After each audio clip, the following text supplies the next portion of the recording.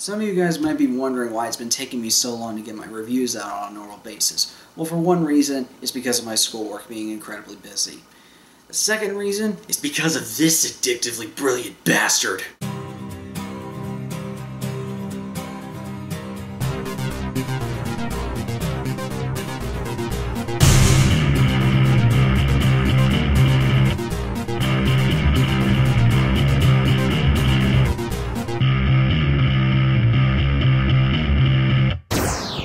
Fire Emblem Awakening.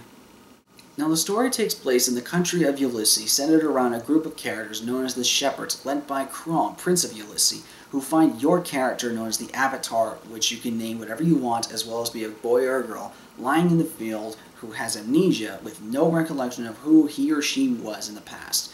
And it follows the course of their adventures over the period of several years. And that's all I'm going to explain about the plot, because believe me, you're going to want to know as little about this plot as possible when going into it, because to remain surprised. Now the gameplay of Fire Emblem Awakening is that it's a tactical-based RPG where you have a number of characters on a grid, and you have to select who, what, and where you are going to fight with what units, and depending on the manner of which they can attack, or how fast they can attack, or how powerful they are, is going to change your strategy in terms of the battlefield and how to work it best to your advantage. They also have a range of attacks that can range from swords, spears, bows and arrows, aerial assaults and something like a Pegasus, or magical attacks. For those who might not be a little bit familiar with the tactical RPG genre, let me try to sum it up like this. Think of a really intense game of chess, but a lot more fun and has a story attached to it. You have to be just as methodical when it comes to a chess game, and you really have to assess the battlefield and try to think, okay, how do I turn this battle into my advantage? How do I turn the tables? One catch with this game, unlike most RPGs, is that whenever your character dies on the battlefield and they are just gone, they are completely gone from the rest of the game and they are not coming back. With that in mind, you really have to consider planning ahead and really thinking about, okay, what do I need to do in order to make sure that everyone gets out of this battle alive? You can also team up different characters with each other in order to increase their battle stats on the field, and then the more you team up with them, the more powerful they're going to become together as a team. So if you get a group of characters that are good together as a team and pairs, then you are basically going to become invincible on the battlefield if you know what you're doing. Another feature about this gameplay is that you can also take a character class that maybe you might need at some point in the battlefield, but you don't necessarily have. You can take another character that you already have and already alter their character class to what you want them to do. Say you have, say, a warrior, but right now for the next battle you need a mage. If you have them at the right level, you can alter their character class and tell them, it's like, hey, I need you to be a sorcerer or a mage for this battle. You can do that. Or if you want them to be a stronger version of the character class they already are, you can do that as well and upgrade their character class to something more powerful. So the character classes are very flexible in terms of what you want and suit your demands and needs for whatever battle you come across. Well, now that I've gone into such detail about the gameplay, what exactly makes this game so good? Well, in short, everything. I'm serious, folks. This is one of the biggest surprises I've seen in games in a long time. And when I originally went to GameStop to go pick up something that the week it came out, I originally had no intention of getting Fire Emblem. It just didn't come across my mind. And so when I went to GameStop across the street from my school, I went over there, and it was the same week that Dead Space 3 and Sly Cooper came out. And I was trying to bounce around between which one I wanted to get. And so I was like, both of them kind of got an off vibe from me, and I just wasn't confident in either one of them. I was just like, something tells me that there's going to be something wrong with this game. I don't know what it is, but they're giving me a bad vibe from it. And then all of a sudden, I overheard Fire Emblem in the corner. At least it caught the corner of my eye. And it was just like, why don't you try checking us out? We're pretty awesome. We're a pretty underrated Nintendo franchise. Why don't you take a look? And so when I found out there was a first-party Nintendo title, I was thinking, okay, I haven't played a good first-party Nintendo title in a while. I'll give this a shot. And about 36 hours later, I realized what I had been missing. This game kicks ass. Before I go completely fanboy over this game, let me try to put all emotional attachment aside for a moment and then explain on an objective level why do I think this game is so good. Now, as I stated before, one of the key features of Fire Emblem when it comes to its gameplay is the idea of permanent death. Now, at first glance, for someone who may be a new person to RPGs, or tactical RPGs specifically, that may sound like a really intense, really scary, and intimidating feature. But you don't need to worry about this. Let me put this to rest. You don't need to worry, because there is a casual mode in this game that allows you to keep playing with the characters even if they are defeated in battle. So there's no risk of losing anyone. But for those who are veterans of the series, of course there is the classic Fire Emblem gameplay with the permanent death feature on. But for casual players, there is the new one where you can have the characters even after they are defeated in battle. So it works out from both levels. One of the things I found so surprising about this game is the fact of how attached I got to these characters. By the time the game ended, I practically knew everybody in the cast, and I'm not going to even try to list them all, otherwise we'll be here all day.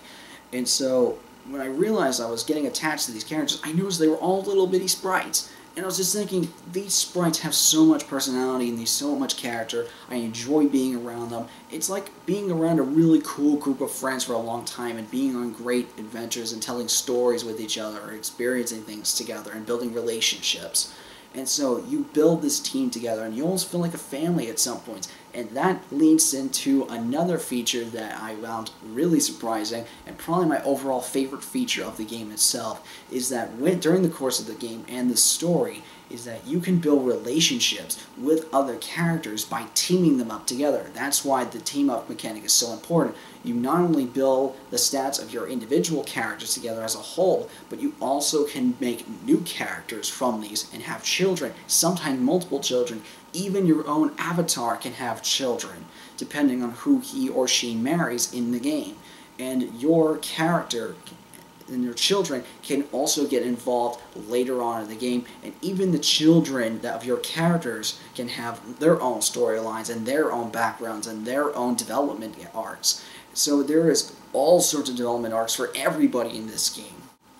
And just to give an example of my own personal experience with the course of the game, is that in the game I had my own daughter. Now, I myself am not the best when it comes to kids. In fact, I personally can't tolerate a screaming baby in a restaurant because it just gets on my nerves. But in the course of this game, the daughter I had in the course of the game, I really felt a sense of attachment to. I felt a sense of pride, and I cared for her, and I wanted her to become stronger, and I legitimately felt something for this character. And for this little girl, this daughter of mine in the game that I know doesn't exist, but I really did feel something. I wanted her to become stronger, I wanted her to become better, and I wanted to teach her as her quote-unquote father. And so by the time when I first met her, it was so cool to know that I actually had a kid and could make her stronger by being with me. And then by the time that the story ended, she was like Super Saiyan 2 Gohan in the Cell Saga. She was just wasting everybody. And I was just watching this in the course of the game, and I was like, holy crap, my daughter is kicking ass. That's my kid, and this is awesome.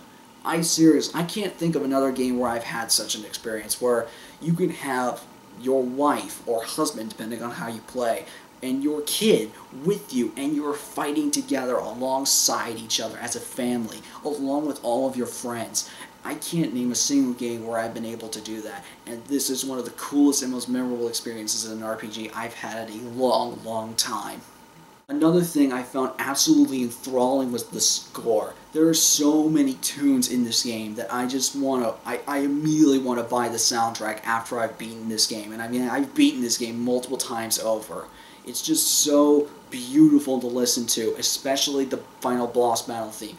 That's how you do a boss. For those who played the game, you will know that is how you do a final boss battle. The stakes could not be higher.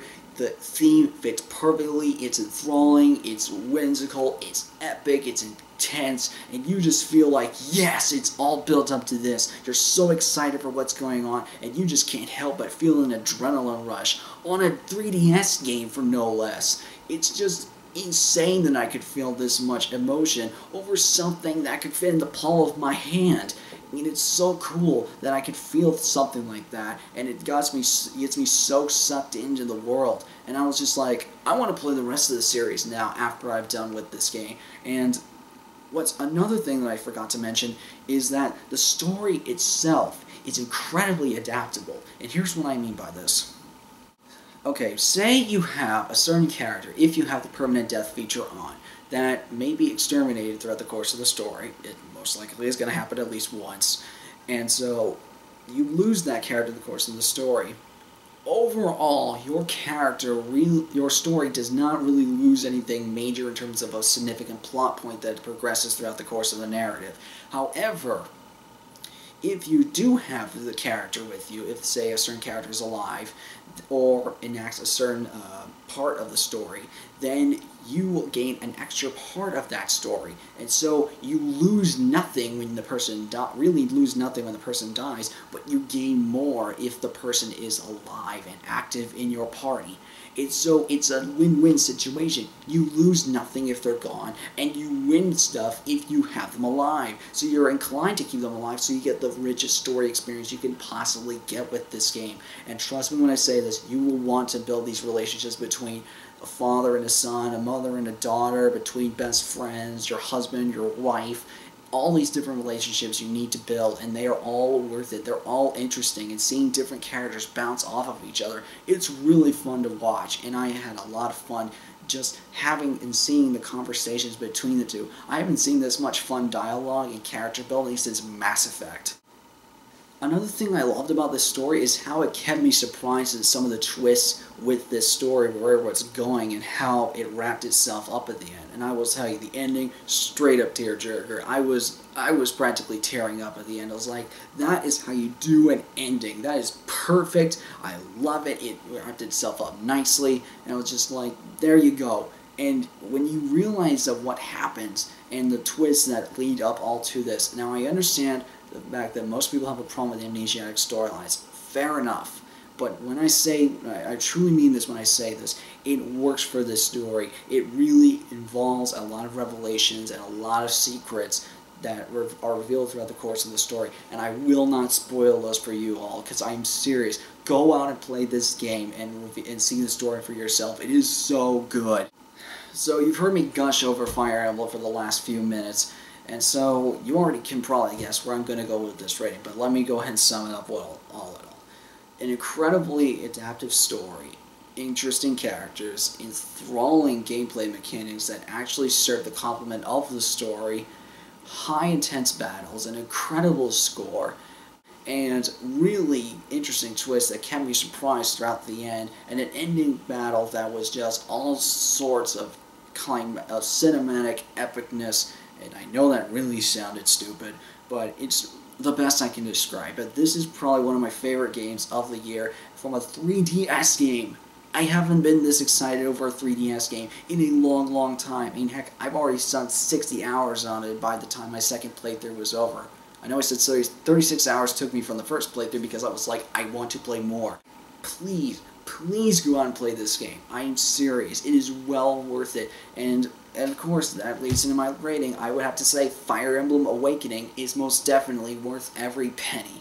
Alright, so that does it for day 2 of my Spring Break Challenge. I will see you next time on Tuesday. And until next time, everybody, I'm Perry the One-Armed Legend. You name it, I can play it.